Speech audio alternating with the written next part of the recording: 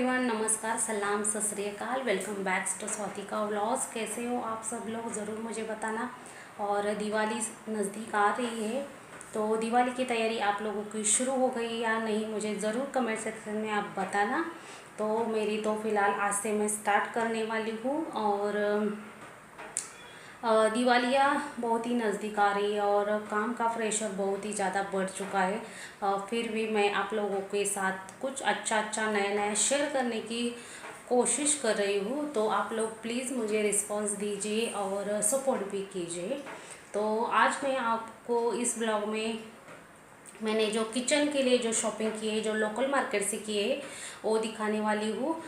और साथ ही साथ आज दिवाली के जो डिशेस बनती है उसमें से स्वीट डिश मैं आज फर्स्ट बनाने वाली हूँ। फर्स्ट स्वीट डिश बनाने वाली हूँ वो है बेसन के लड्डू। तो वो भी मैं आप लोगों के साथ शेयर करूँगी, तो आप लोगों को भी थोड़ी सी आइडिया आएगी हम महाराष्ट्र में किस प्रकार बेसन के लड्डू बनाते हैं, या फिर मैं कैसे बनाती हूँ, वो आप लोगों के साथ परफेक्ट मेजरमेंट के साथ शेयर करने वाली हूँ।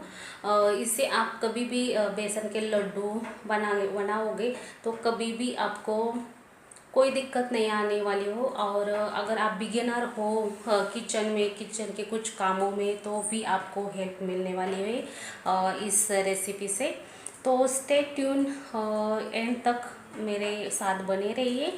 तो चलो, सबसे पहले आप लोगों को मैं शॉपिंग दिखाऊंगी जो किचन के लिए मैंने ली है। और फिर हम बेसन के लड्डू बनाएंगे। तो चलो, मैंने किचन के लिए दो चीज़ों की खरीदारी की है जो मेरे पास नहीं थी बिल्कुल भी। जो मेरे पास नहीं था वही मैंने ख़रीदा है। नहीं तो क्या होता है, हम ज़रूरत नहीं होते हुए भी चीज़ें खरीदते जाते हैं, फिर हमें उसका बहुत ही ज़्यादा टेंशन आती है और फिर मेंटेन करने में भी प्रॉब्लम आ जाती है। तो मैंने थोड़ा सा, मैं भी पहले ऐसे ही कर लेती थी, जो भी अच्छा लगा वो खरीदती थी। बट फिर मुझे लगा कि इन सारी चीज़ों की एक्चुअली मुझे ज़रूरत नहीं है, फिर भी मैंने ली है तो उसको फिर मुझे पैक करके ऊपर डालना पड़ता था, क्योंकि उसका कोई ज़रूरत नहीं था। इसकी वजह से तो इस बार मैंने ऐसा बिल्कुल भी नहीं किया है, और जिसकी ज़रूरत थी सिर्फ वो दो ही चीज़ें मैंने ली है। तो मैं आप लोगों को दिखाती हूँ। सबसे पहले आपको दिखाऊंगी, ये बड़ी वाली कढ़ाई मैंने ली है। ये देखो, ये एल्युमिनियम की है और बहुत ही हेवी है। देखो, और ये बड़ी वाली कढ़ाई लेने का ये रीज़न है कि क्योंकि अभी दिवाली के समय जो भी तलने वाली चीज़ें होती है तो इसमें आराम से हम तल सकते हैं। और छोटी वाली चीज़ कढ़ाई में क्या होता है, अक्सर कम चीज़ें इसमें डालकर तलनी पड़ती है, तो टाइम भी बहुत जाता है। इसकी वजह से मैंने ये बड़ी वाली ली है। तो अक्सर ये रोज़ाना यूज़ के लिए नहीं है, खाली जब त्यौहार हो या फिर कोई हमारे घर में फंक्शन वगैरह हो, खाना बड़ा ज़्यादा क्वांटिटी में बनाना हो, तब हम इसका यूज़ कर सकते हैं। और कुछ ऐसे इस प्रकार की है, एल्युमिनियम की है, ये देखो, और बहुत ही भारी है। और ये मुझे पड़ी है 460 रुपये में। तो देखो, बहुत ही हेवी वाली है, तो बहुत अच्छी है। तो ये मेरी फर्स्ट चीज़ थी। और सेकंड वाली भी आप लोगों को दिखाती हूँ मैं। तो सेकंड वाली एक चीज़ है, देखो, आपने देखकर पहचान लिया होगा। तो ये इडली का कुकर है, तो ये भी एल्युमिनियम का ही है। और इसमें ये जो है ना, 12 इडली का, ये 3 प्लेट्स है, 4 इडली के, ऐसे 12। तो ये देखो, 1 2 और 1 3, ऐसे 3 प्लेट है, 12 इडली एक साथ बनती है। तो ये मेरे पास बिल्कुल भी नहीं था, इसकी वजह से मैंने ये लिया है। तो ये भी एल्युमिनियम का ही है और ये मुझे 300 रुपये में पड़ा है। तो इडलियाँ तो बहुत पसंद है, बट मैंने ली नहीं था इसका कभी भी इडली का स्टैंड। तो अभी मैंने एक ख़रीदा है, तो इडली अभी तक मैंने बनाई नहीं है। तो देखो, ये ऐसा कुछ इस प्रकार है। तो सिर्फ ये दो ही चीज़ें मेरे किचन में नई आई है इस दिवाली के टाइम। तो अच्छी कैसी लगी मुझे बताना, शॉपिंग किचन के लिए तो बताना ज़रूर आप लोग। और अभी इसको मैंने साफ वगैरह कर कर रखा है जब मैंने लाया था, और ये लाने के बाद 2 दिन बाद मैं ये वीडियो बना रही इसकी वजह से। तो ये साफ वगैरह रखा है। तो यही चीज़ें थी आपको दिखानी थी, और अभी दिवाली की तैयारी भी करनी है।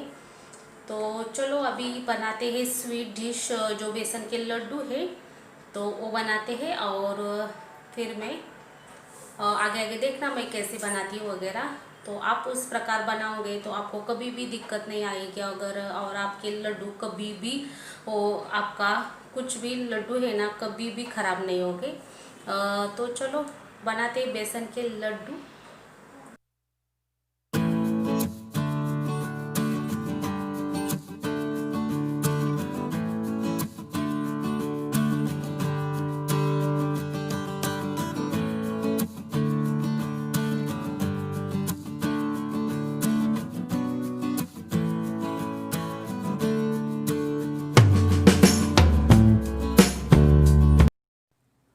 तो यहाँ पर मैंने जो पीसी हुई चना की दाल थी ना उसको मैं छान रही हूँ, और यहाँ पर मैंने आधा किलो चना दाल ली थी, जिसको मैंने ड्राई ही भूना था, सूखा भूना था, और उसके बाद उसको मिक्सर में मैंने पीस लिया था। बट मिक्सर में इतना अच्छा भी पीसता नहीं, इसकी वजह से उसको छानना पड़ता है, नहीं तो जो बड़े बड़े चंक्स रहते हैं उसमें चना के दाल के, तो उससे लड्डू हमारे बिगड़ सकते हैं और ज़्यादा घी भी पी सकते हैं। इसकी वजह से छानना बहुत ही ज़रूरी है। अगर आप चक्की में से निकल रहे हो तभी भी बेसन को छानना बहुत ही ज़रूरी है, और एकदम ज़ीरो नंबर की जो छलनी आती है उससे ही छानना। तो यहाँ पर जो भी जितने भी आधा किलो मेरा आटा था वो सारा मैं छान कर ले रही हूँ, और जो जो बड़े बड़े चंक्स रहते हैं उसको मैं अलग से एक प्लेट में निकाल रही हूँ, और इससे बहुत ही अच्छा सा रिज़ल्ट हमें मिलता है। और यहाँ पर देखो, इसको पीसने के लिए मैंने पूरी दाल जो भून गई थी उसको ठंडा होने के बाद ही मिक्सर में मैंने पीसा है, और सुबह ही मैंने उसको भूना था, और कम्प्लीटली ठंडा होने के बाद ही मैंने उसको मिक्सर में पीसा है। अभी वो पूरा ठंडा हो गया, अभी इस आटे को हमें भूनना है, उससे पहले इसको छान लेती हूँ।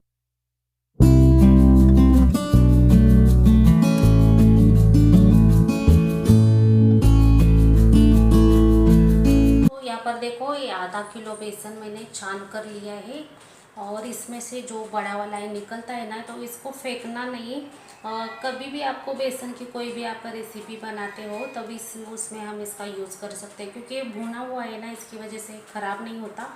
तो बेसिकली हम महाराष्ट्र में जो पिठला और झुमका बनाते हैं ना उसमें ऐसे यूज़ कर सकते हैं, इसको हम यूज़ करते हैं। तो ये मैं स्टोर करके रखने वाली हूँ, और इस बेसन से हम बनाएंगे लड्डू। तो चलो शुरू करते हैं लड्डू बनाने की प्रोसेस।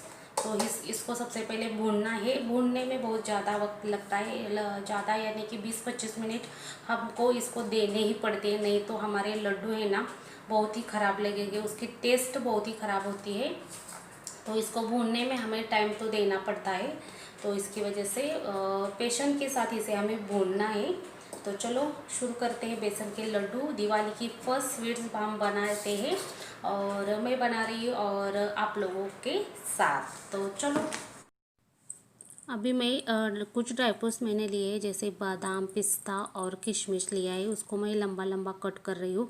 आपको जो भी पसंद हो वो ड्राई फ्रूट्स डाल सकते हो, या भी नहीं भी डाला तो भी कोई टेस्ट में उसके फ़र्क नहीं आता। सिर्फ हमें उसे गार्निश करने के लिए या डेकोरेट करने के लिए इसको मैं अभी लंबा लंबा कट कर रही हूँ, और ये बहुत ही बड़ा मुश्किल वाला काम था मुझे तो लगता है। तो अभी यहाँ पर ड्राई फ्रूट्स कटने के बाद मैं यहाँ पर जो नई वाली कढ़ाई रखी है मैंने यहाँ पर, और इसमें आधा कटोरी मैंने घी डाला है। ये शुद्ध देसी घर का घी है, और यहाँ पर घी मेल्ट होने के बाद ही उसको डालना, और उसके बाद ये जो हमारी पीसी हुई दाल थी वो डालकर हम उसको अच्छा सा भूनने वाले हैं। बेसन को अच्छा भूनना बहुत ज़रूरी है, और इसको ही थोड़ा सा वक्त लगता है। ये काम हमारा अच्छे से होगा तभी लड्डू हमारे अच्छे से बनेंगे। तो इस आटे को भूनने को, बेसन को भूनने के लिए मुझे 30 मिनट से भी ज़्यादा, 35 या 40 मिनट लगे हैं। और गैस की फ्लेम बिल्कुल भी स्लो रखना, हाई फ्लेम पे बिल्कुल भी एक काम मत करना, नहीं तो बेसन जल्दी से जल जाता है और फिर टेस्ट भी उसकी कड़वट कड़वट जैसी आने लगेगी। अभी यहाँ पर देखो लगातार मैं चला रही हूँ, उसको लगातार ही चलाना पड़ता है। इधर उधर अगर आप आटा छोड़कर जाओगे तो वो बेसन जलने लगेगा, इसकी वजह से इसको लगातार भूनना बहुत ज़रूरी है। और इस प्रकार आप अच्छा सा भूनकर उनको लेना। तो यहाँ पर देखो 35-40 मिनट हो गए और इसके बाद आपको कलर दिख रहा है बेसन का। इस स्टेज तक हमें उसको भूनना है, कलर चेंज होने तक। अभी यहाँ पर थोड़ा सा बेसन को और फुलाने के लिए मैं यहाँ पर 2 टेबलस्पून पानी उस पर छिड़क रही हूँ। इस प्रकार ज़्यादा पानी नहीं हमें डालना, सिर्फ 2 टेबलस्पून ही डालना है। इससे अच्छा सा फूल कर आता है बेसन और अच्छा टेक्सचर आता है हमारे लड्डू को। अभी इसको पानी डालने के बाद अच्छा सा मैंने मिक्स किया और कढ़ाई में से निकाल कर परात में लिया है। अभी इसको बिल्कुल ठंडा होने के बाद ही इसमें चीनी डालनी है।